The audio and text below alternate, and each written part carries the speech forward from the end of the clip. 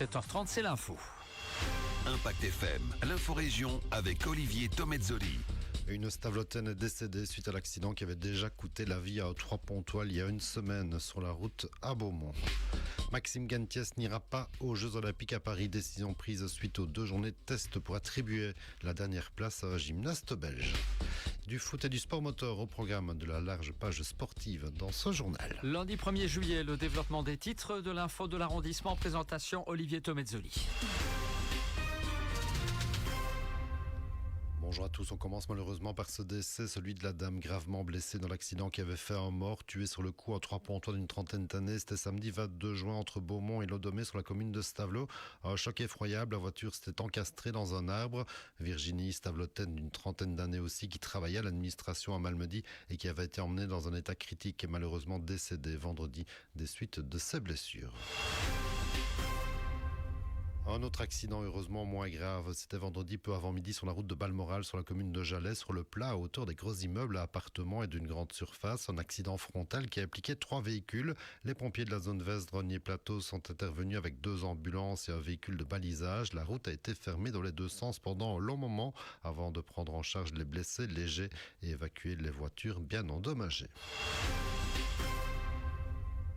On revient un peu sur la météo du week-end. Les gros orages de samedi soir annoncés à grands frais avec, et vous l'avez sans doute reçu, ces messages de BiAlert, le système qui permet de prévenir tout le monde dans une zone définie pour prévenir tout accident alors que les orages étaient annoncés très violents avec des gros coups de vent.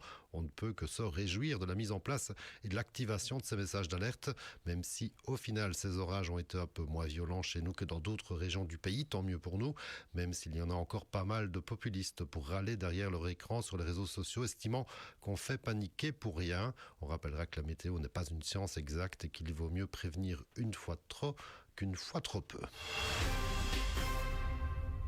Gymnastique avec la déception ce matin au lendemain des tests de sélection pour les Jeux Olympiques, puisque le comité de sélection du comité olympique belge doit annoncer ce lundi le dernier gymnaste qualifié, mais ce ne sera pas Maxime Ganthiès, le Malmédia, qui se présentait à la barre fixe et au cheval d'Arçon. Au terme de ces 2 journées de tests, c'est Glenn Keul qui a été choisi après un exercice presque parfait aux anneaux.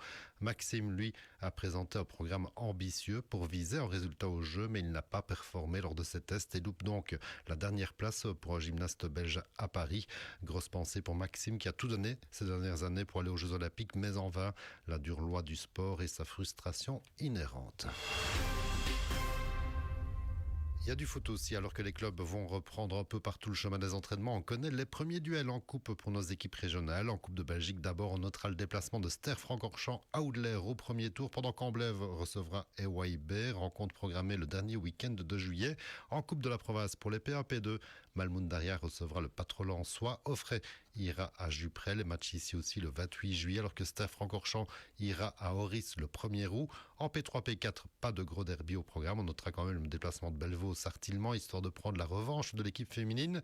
Malmoundaria B recevra Holn, Wem Fémonville face à Oudler ou encore Sterbe face à Charnebay. Rencontre ici également normalement le dimanche 28 juillet, c'est le week-end des Formule 1 pour rappel. Et sport moteur justement, gros succès de foule pour le centenaire des 24 heures ce week-end avec quelques 99 500 spectateurs précisément. Et au final, la victoire de l'Aston Martin du team belge Come To You devant une Ferrari et une BMW, la numéro 32 du team WRT du Verviétois Vincent Voss, avec notamment le pilote bellois Charles Weerts derrière le volant. Une édition comme souvent marquée par la météo, les orages samedi soir, de la pluie encore un peu ce dimanche. Bref, cela reste la magie à Francorchamps. On a aussi appris ce week-end les dates des prochaines 24 heures chez nous. Ce sera comme chaque année, comme cette année encore d'ailleurs, le dernier week-end de juin, les 28 et 29 juin précisément. Le prologue, lui, est programmé les 13 et 14 mai de l'année prochaine. Et on termine avec un petit mode rallye. Thierry Neuville conserve la tête au classement du monde des pilotes après le rallye de Pologne de ce week-end, terminé au pied du podium pour le pilote de Savit qui a néanmoins remporté la Power Stage ce dimanche et limité les écarts. Neuville conserve 15 points d'avance sur Elfyn Evans et 21 sur son équipier Ott Tanak. Un maigre viatique en vue du prochain rendez-vous mondial. Ce sera en Lettonie du 18 au 21 juillet.